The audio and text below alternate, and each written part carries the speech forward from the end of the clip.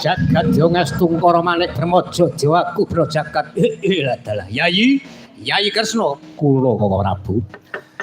Sakjenengipun Kakang lungguh ning pepungkuran Gajek Negara Ndrawati ana tamu kayane Pendhita Negara Ngastina Pamandra leres pangandika dalem Koko Prabu. Karepe apa Yayi?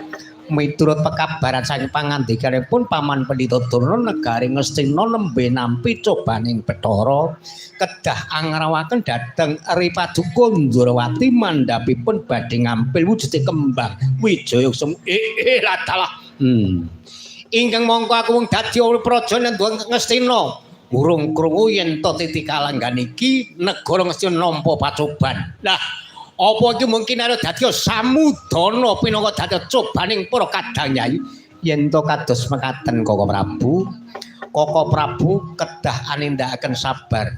Menika sedaya menika mbok menaiki arep dadi cobaning ingkang rayi lan para kadang Pandhawa. Lah lanjut saka kersane Siadi. Paduka Koko Prabu samangke kula atur suwene sawetawis. Samangke kula watri tugur wonten negari Ndrawati sedaya samangke dipun salirani dhateng kadang paduka pun Yayi Setyaki lan Kakang Udawa.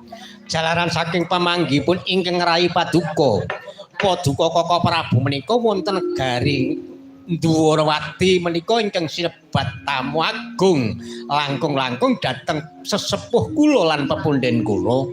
Kepareng saking menika kula atri tugur lenggah wonten negari Ndrawati Koko Prabu sinambi minta nugraning Bathara ingkang akarya loka daya-daya kadang paduka saged pinaringan widodha niring sambikala. Yen to kaya mangkono Yayi, aku mengtasti ayo tak derekake omong dadi kersane Siadi. Nuwun inggih Koko Prabu. Yayi Setyaki kebat mangkat ayo tututana Paman Durna duga prayoga marang Siadi aja nganti ana ludira kang tumetes ana madyaning negara Ndrawati. Yayi Setyaki dugi prayogi dhateng Rai Paduka Kakang Udawa tutna lakuning kadangku Yayi Setyaki.